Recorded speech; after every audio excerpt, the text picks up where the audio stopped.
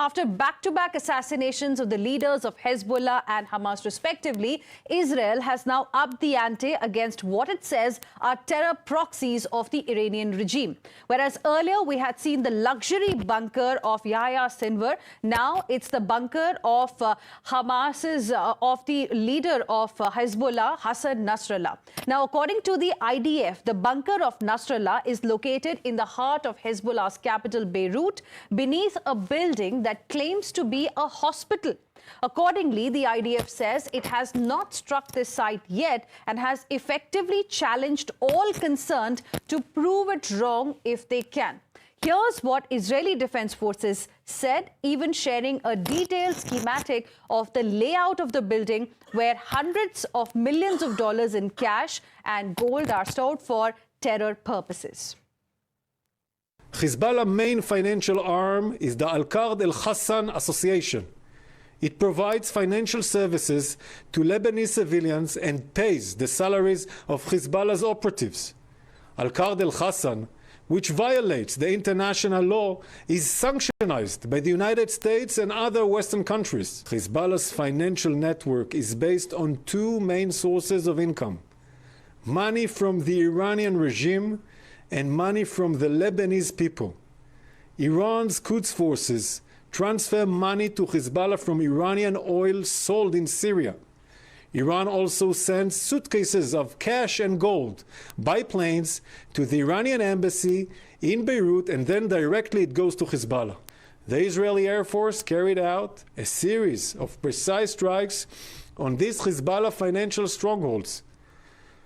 One of our main targets last night was an underground vault with millions of dollars in cash and gold. The money was being used to finance Hezbollah's attacks on Israel. This vault was deliberately located under a residential building. Our strikes will degrade Hezbollah's ability to finance its attacks on Israelis. Tonight, I am going to declassify intelligence on a site that we did not strike, where Hezbollah has millions of dollars in gold and cash. In Hassan Nasrallah's bunker. Where is the bunker located? Directly under El Sahel Hospital, in the heart of Beirut, in the Dakhia. This is the hospital. From both sides you can see an entry and exit. Those are entry and exit tunnel shafts from the underground for the underground bunker. The entrance is located in the Al Mahdi building, and the exit is located in the El Sahel Center building. This is the bunker. It contains rooms, beds, and infrastructure for long stays, and the ability to direct combat from underground. Hezbollah built this bunker directly underneath this hospital. There are hundreds of millions of dollars in cash and gold inside the bunker right now. I'm calling on the Lebanese government, Lebanese authorities, and the international organizations. Don't allow Hezbollah to use the money for terror and to attack Israel. The Israeli Air Force is monitoring the compound, as you can see. However, we will not strike the hospital itself.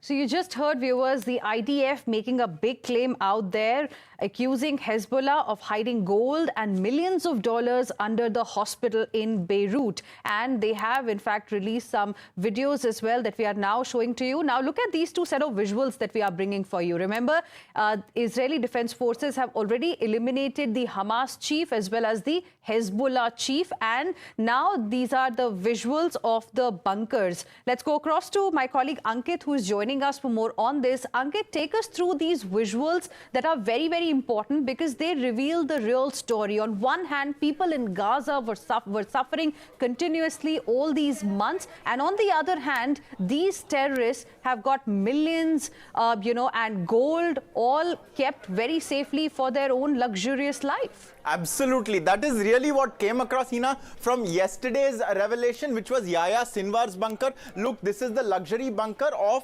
the Hamas chief. It was beneath a almost destroyed city in Gaza. So while the citizens of Gaza were living in abject poverty, this man who started the whole war for 6 months with his family was living in a luxury apartment. But today's development is even more important, and I'll tell you why. Now, this has to do with Hassan Nasrallah. He is the Hezbollah chief who was killed even before Yahya Sinwar. Now, what Israel says is that there is a hospital in Beirut, the capital of Lebanon.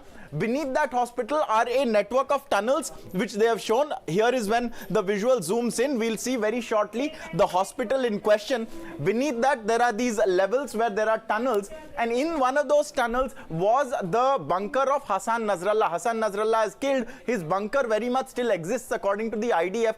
And in that bunker is hundreds of millions of dollars worth of gold and cash. Now, what have we heard this entire time? There's an info war going on as these visuals play. Here is where the bunker is located. They go and zoom in into where they say the cache is. Now, this entire time we have been told that whenever Israel strikes Lebanon, strikes Beirut, trying to hit Hezbollah, they hit a hospital, they hit a school. But what it appears to be is that hospitals are being used as a garb, as a sort of a human shield, and beneath that are terror operations and terror networks functioning out of there. So that is really the challenge that Israel has issued to all concerned, to go to this area and check and inspect whether or not there is cash in this bunker.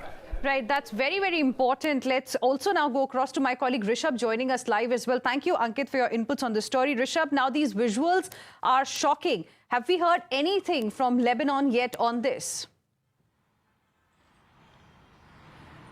Well, if we talk about these visuals, remember the war that is going on in West Asia is when it comes to armory. Yes, there is armory involved, artillery involved in the war, but there is also a strong segment of information war that is going on. And that is something that is being used to build a narrative. As of now, Israel has been pushed to corner by various global organizations and European countries as well, including France, who accuse Israel of indiscriminate bombing and fire in Lebanon. And now this video has come to light that has been released by IDF, and IDF very categorically say that we challenge our